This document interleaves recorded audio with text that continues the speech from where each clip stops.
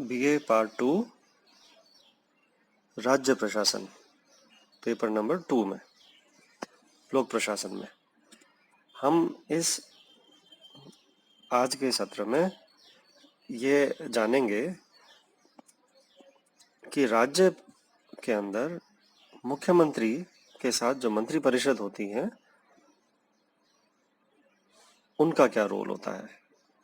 हमने पिछले अपने लेक्चर में ये जाना कि किसी राज्य की विधानसभा के चुनावों के बाद जो बहुमत वाली पार्टी होती है विधानसभा के अंदर, उसके नेता को, उस दल के नेता को राज्यपाल मुख्यमंत्री नियुक्त करवाते हैं, करते हैं, शपथ दिलाते हैं और फिर वो आर्टिकल 164 के तहत, संविधान के आर्टिकल 164 के तहत राज्यपाल अन्य मंत्रियों की नियुक्ति करते हैं मुख्यमंत्री की सलाह से। तो मुख्यमंत्री उन्हें बताते हैं कि कौन कौन से व्यक्तियों को वो मंत्री बनाना चाहते हैं। अब ये व्यक्ति कौन होते हैं? हमारा संविधान ये कहता है कि मंत्री वह रह सकता है व्यक्ति जो हमारे लेजिस्लेचर का हिस्सा हो। लेजिस्लेचर मतलब जो हमारी व्यवस्थापिका का हिस्सा हो। अब व्यवस्थापिका दो तरह की हो सकती है किसी भी राज्य के अंदर। एक तो होती है विधानसभा और एक होती है विधान परिषद। कई राज्यों के अंदर विधान परिषद मौजूद है और कई राज्यों के अंदर विधान परिषद नहीं है। तो लेकिन जिनमें विधान परिषद है तो विधान परिषद का व्यक्ति या विधानसभा के व्यक्ति को मुख्यमंत्री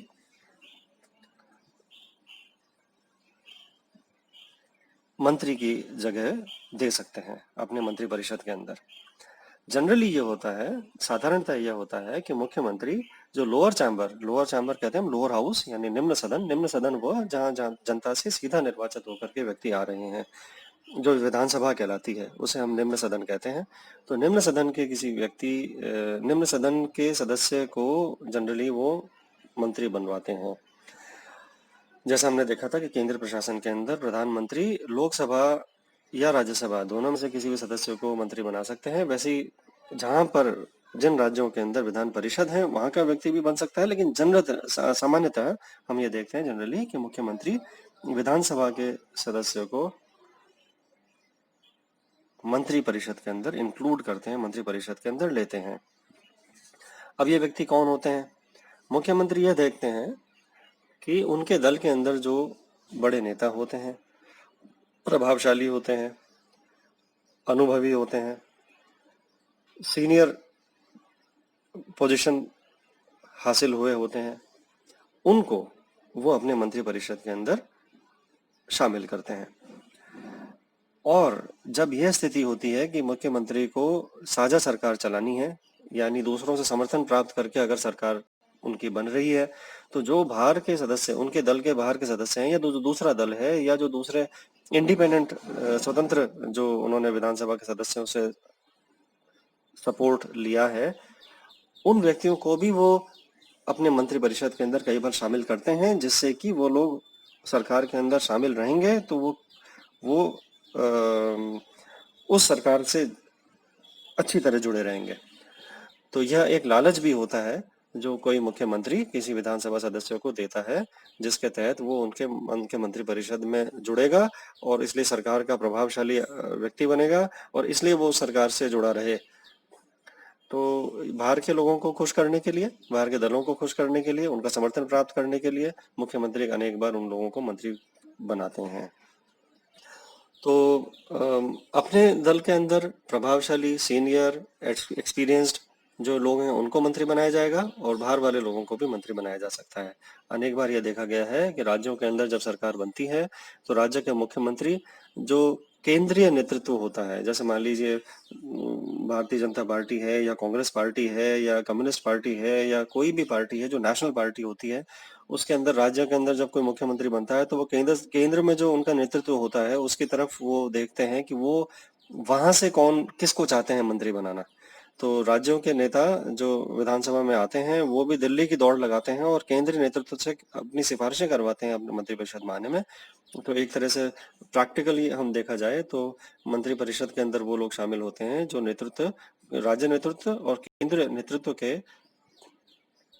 पॉजिटिव साइड की तरफ के लोग होते हैं, जो उनके पसंद के लोग होते हैं। तो ऐसे तो बन जाती है मुख्यमंत्री के साथ एक मंत्रिपरिषद। अब इसकी संख्या कितनी होती है, अनेक बार इस पर चर्चाएं चली हैं केंद्र के अंदर कि इसकी संख्या क्या होनी थी, क्योंकि जब साझा सरकारें बनने लगी तो मंत्रिपरिषद के साइज बड़े होने लग गए। तो अब हम जनरली देखते हैं कि 15% जो विधानसभा की टोटल सदस्यता होती है उसका 15% तक मंत्री बनाए जा सकते हैं। जनरली हायर एक संख्या मान ली गई है कि भाई 15% लोगों को, जैसे मान लीजिए 200 विधानसभा सदस्य हैं राजस्थान राज्य के अंदर, तो हम ये पाएंगे कि अधिकतम 30 सदस्य मंत्रिपरिषद के अंदर हो सकते हैं। इससे कम तो हो ही सकते हैं, वो मुख्यमंत्री की अपने विवेक पे निर्भर करेगा कि वो कम रखना चाहें तो कम कितने रहेंगे, और अगर अधिक बनाना चाहते हैं तो वो एट द मोस्ट ज्यादा से ज्यादा 30 लोगों को अपने मंत्रिपरिषद में शामिल कर पाएंगे। अब ये सारे 30 या उनसे कम 25 या 20 जितने भी मुख्यमंत्री को किनको मंत्री बनाएंगे, वो सब मुख्यमंत्री के निर्देश में उनके साथ एक टीम की तरह काम करेंगे। अब मुख्यमंत्री उन सभी मंत्रियों के बीच में जो सरकार का जो जितने भी दायित्व होते हैं उनका बंटवारा करते हैं, कार्य का बंटवारा, इसे कहते हैं कार्य विभाजन। तो मंत्री अलग अलग विभागों को अलग अलग विभाग उनको सौंप दिए जाते हैं, और वो कुछ मंत्री तो कैबिनेट दर्जे के होते हैं, कुछ मंत्री स्टेट मिनिस्टर ऑफ स्टेट कहलाते हैं, राज्य मंत्री कहलाते हैं, और कुछ मंत्री उप मंत्री कहलाते हैं। तो जो कैबिनेट मिनिस्टर्स हैं वो सबसे वरिष्ठ सबसे अहम डिपार्टमेंट्स के जो मंत्री हैं, जैसे फाइनेंस वित्त मंत्रालय, जैसे राज्य के अंदर उद्योग मंत्रालय, एग्रीकल्चर मंत्रालय, या राज्य के अंदर एजुकेशन वाला मंत्रालय है ना। दिल्ली के अंदर तो जैसे हम ह्यूमन रिसोर्स डेवलपमेंट कहते हैं, मानव संसाधन विकास, राज्य के अंदर उसे हम शिक्षा मंत्री कहते हैं।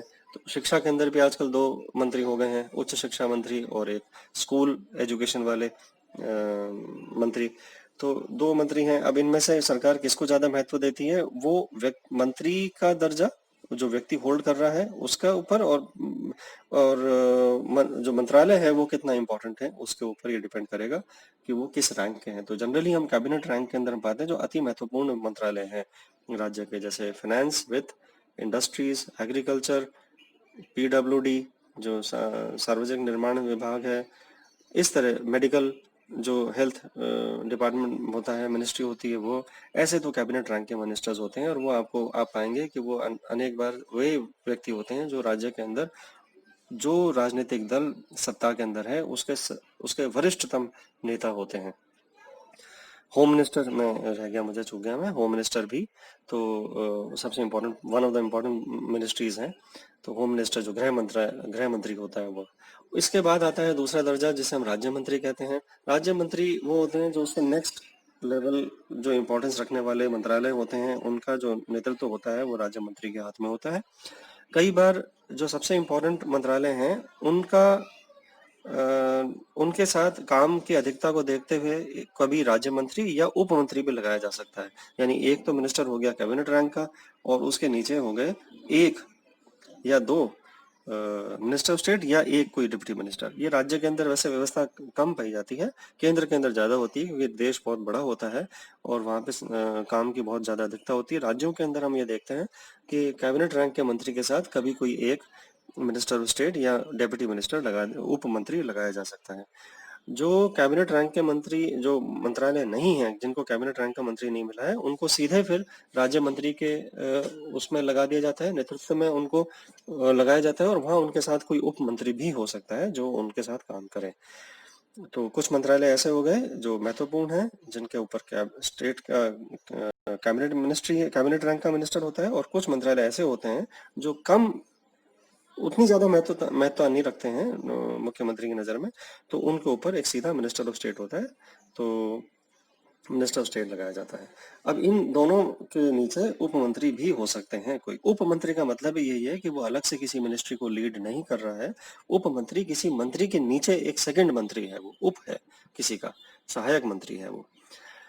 ये 3 प्रकार के मंत्री मुख्यमंत्री ही तय करते हैं कि कौन होगा, कौन व्यक्ति किस प्रकार का मंत्री होगा और किस मंत्रालय के अंदर वो काम करेगा, तो उसका दायित्व क्या होगा।